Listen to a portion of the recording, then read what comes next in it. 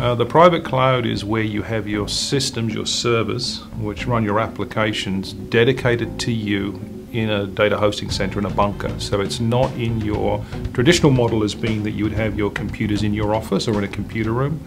The model of a private cloud is you take those computers, you put them in a dedicated center, typically a data hosting center, and those are then set up there for you in a highly secure environment, which differs from the public cloud, where the public cloud is basically applications which are shared by typically hundreds if not thousands of users. So an example of a public cloud would be Yahoo Mail, Gmail, Salesforce.com, which you're probably familiar with.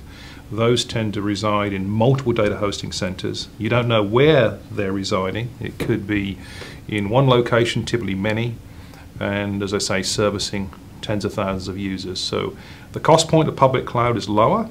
That's a big benefit of public cloud. The not so good thing about public cloud is you don't know where your data is, you don't know where your applications are running. And for many companies, that's a major issue. You need to know where that data is residing, and the clients need to know where that data is residing as well. So that's the primary difference between private and public cloud. So one of the issues is, do I go private or do I go public? Well, the good news is you don't have to make that decision. You can actually have a hybrid of the two. The public cloud, as I said earlier, is very good for low-cost generic applications such as the Microsoft product set or Google Apps. The private cloud is where you want to be for your core applications, and you want to know where the data is, and you want to make sure it's absolutely secure. So we see the trend as being companies moving on to private cloud and public cloud, and we'll help the companies do both. What should be noted is that I believe within 3 to 5 years everybody will be on the cloud. There will be no local servers. So it's a trend that's happening now, and it'll continue to happen.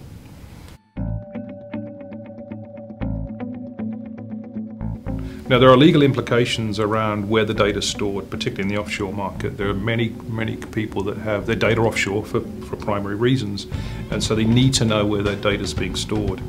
I'll get into it a little bit later, but our hosting centers are chosen based on the fact that those privacy laws are quite strong, which includes Curacao, which is part of the European Netherlands Antilles model. We have Bermuda, which is offshore, and we have Nova Scotia, which is in Canada. So there are reasons we've chose those, and it's primarily because that's where the data needs to be held, and there are reasons that you need to keep your data and keep it offshore or near shore, and those 3 hosting centers provide us with that.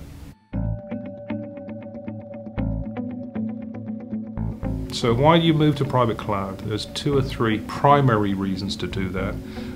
Where we live and work, mainly in the offshore markets, we have a disaster recovery or a disaster issue. And the disaster issue here is primarily natural disasters, obviously earthquakes and hurricanes. We're in the hurricane belt. So by having your data and your applications stored on a private cloud in a secure data hosting center, that provides you with inbuilt disaster recovery. So that data and applications are not stored where you live typically, and they're stored outside of the hurricane and earthquake belt. So that's a big key reason for the offshore market to adopt the private cloud model. The other one is for growth. Many companies are expanding or even contracting in terms of buying other companies or reducing or increasing headcount. All of that takes time and money and effort to do. And if you're building out your own infrastructure in your own computer rooms, that's an expensive proposition. With the private cloud centrally hosted model, it becomes far more cost efficient to do that centrally than to have to do that in your own computer room, site by site by site. So it's a very easy way for multiple locations within a company to access a central set of services sitting in a private cloud.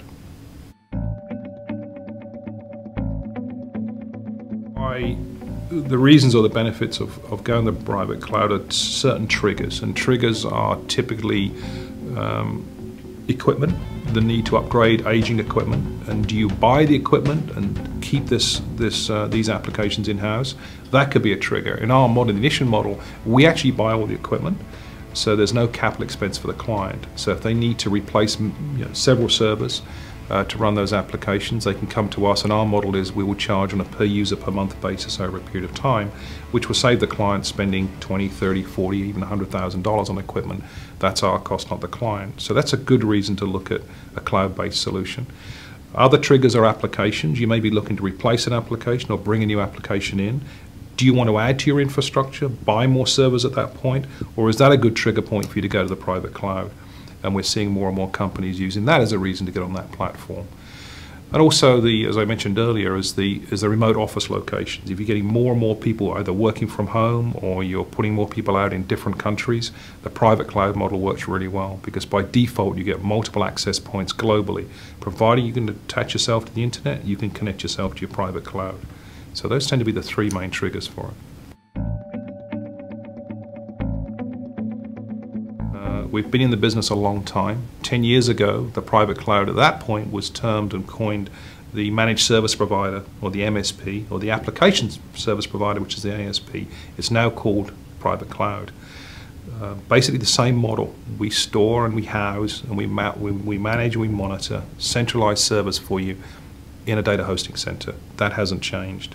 So we've had the experience of 10 years, 80 plus people. We have a 7x24 help desk manned in Canada of level 1, 2 and 3 engineers that will provide support for the clients on a global basis. We're now in 32 countries with 3,500 users that rely on our cloud-based services every day of the year.